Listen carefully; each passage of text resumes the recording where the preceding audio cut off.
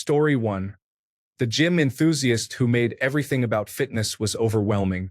Don't get me wrong, I love staying healthy, but I don't need a lecture about my macronutrients while I'm enjoying my birthday cake.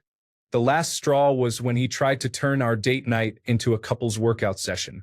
Story 2. Entrepreneurs. I dated a girl who owned her own business.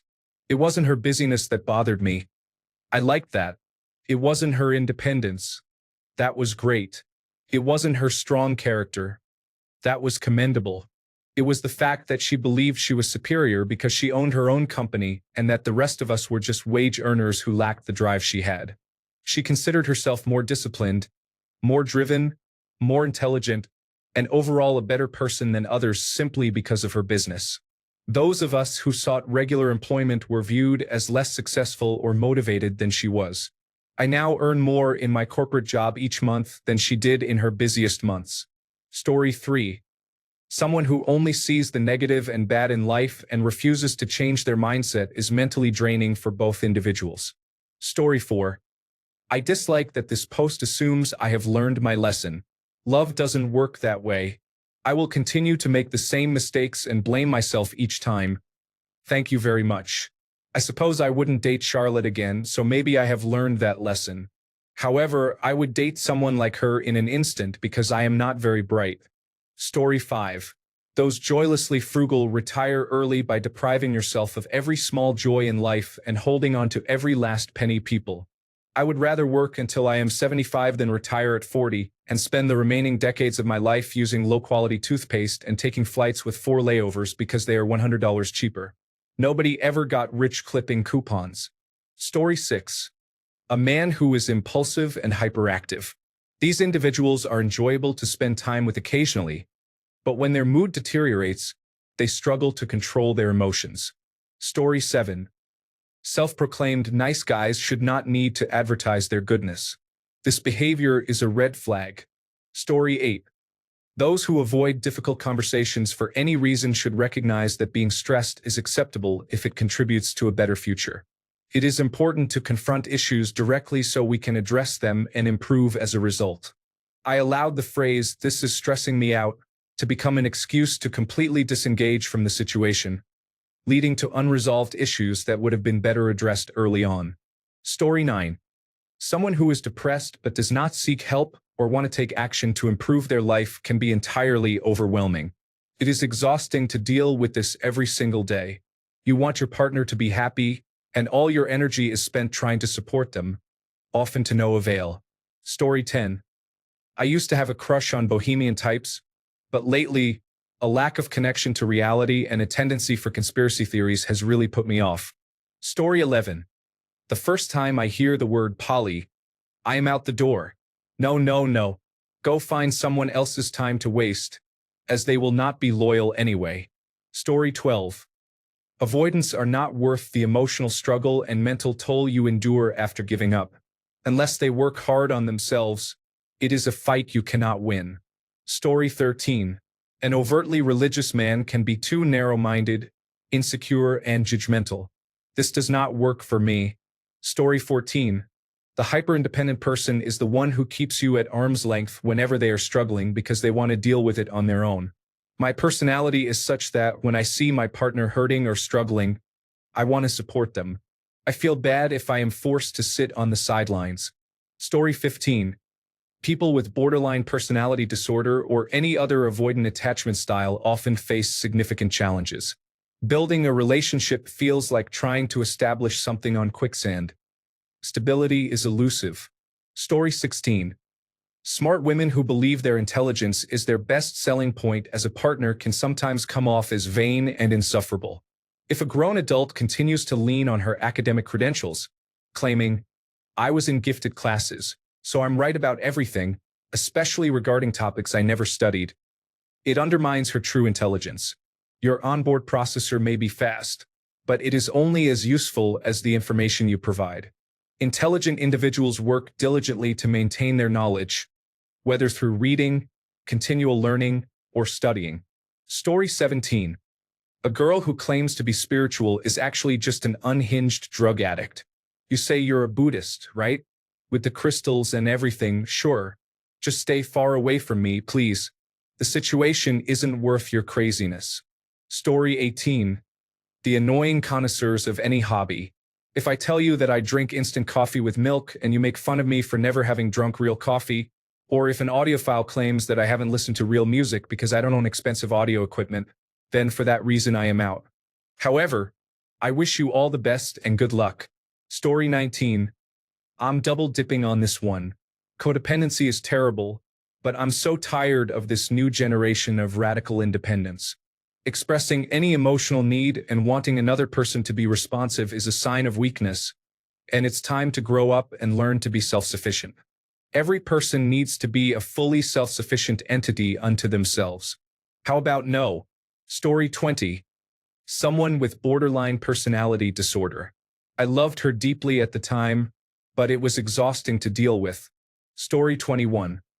Someone who is inconsistent texts me good morning every day, then ceases all communication until I reach out 10 days later to a dead conversation. Story 22. Don't go mad, but I will never again date a gamer. I found it lonely both times, and I don't need a lot of attention.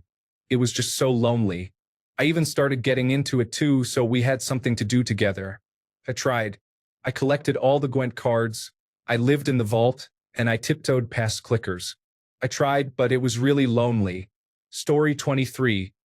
Dismissive avoidant behavior can lead to an emotional roller coaster. If you get caught up in their dynamics, it can be quite challenging. Story 24. The super nerdy type. Because the last few times I tried, they like to project their misery onto me. Only mildly nerdy people, please. Story 25. I went out with a woman who was 9 years younger than me for a few years, and I can't complain about how nice she was. However, there was a clear difference in where we were in life. Story 26. Highly sexually active with multiple partners. I thought they could teach me about intimacy and relationships, but it turns out they just taught me that having a high need for attention is much more important than being skilled in intimacy when it comes to dating and casual encounters. Story 27. If something were to happen to my wife, I know I would never consider dating again. The thought of trying to explain who I am and learning about someone else is off the table. Story 28. Someone who claims they're just nonchalant is usually rude, uninterested, and wasting time. Story 29. The crisis person refers to individuals who habitually experience various crises, most of which are partly or wholly self-inflicted. Can be exhausting. Worse than the crises themselves is their inability to operate normally when there isn't one, leading to self-destructive behavior and, once again, more crises. There may be a better term for this behavioral pattern, but it is maddening to be involved with. Story 30. The type of person you have great chemistry with, but the relationship is otherwise unhealthy and negatively impacts your mental health from the start. Story 31. People often talk about how their ex-partners treated them poorly. In my experience, this is usually a projection of their own behavior. Additionally, I find that people who are significantly younger than I am tend to face issues related to the age gap.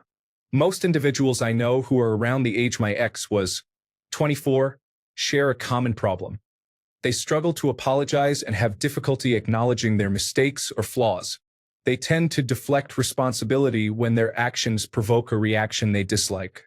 This lack of self-awareness prevents them from learning and growing from their past mistakes. Story 32. Commitment-averse individuals often struggle with making decisions about relationships.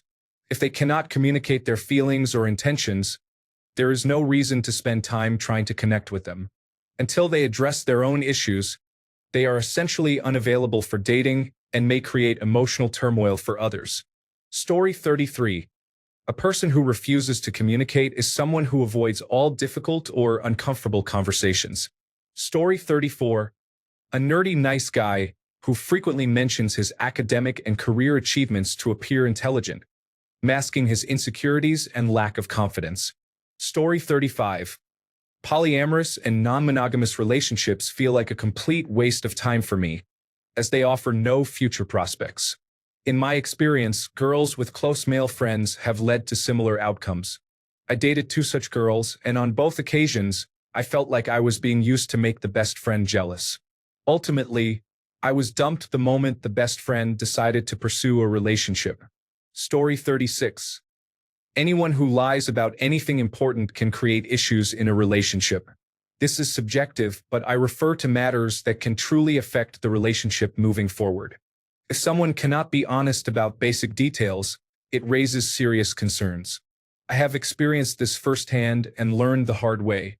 If someone leads me to believe something false and it turns out there is any deception involved, I leave. I wish I had learned this lesson the easy way. Story 37. Doctors.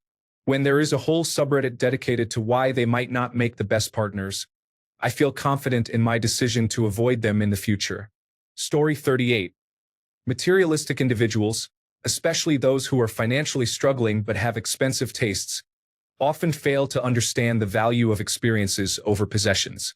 The reason I can afford nice things and exciting adventures is that I prioritize my financial goals over the desire to impress others. Story 39.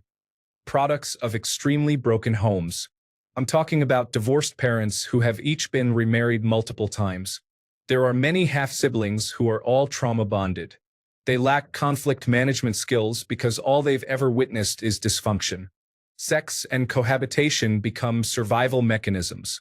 All of their friends have dramatic storylines. I dated one after high school that I initially thought was just a one-time experience. But then in my mid-20s, I encountered a second one and realized it was a pattern. Not my type, but a type. Story 40. Musicians. I have loved many of them, but ultimately music will always come first in their lives. It will come before their partner, before their friends, before financial security, and before their mental health. It is not worth it. Thanks a bunch for sticking around till the end of the video. Remember to subscribe, and until next time, stay awesome and goodbye.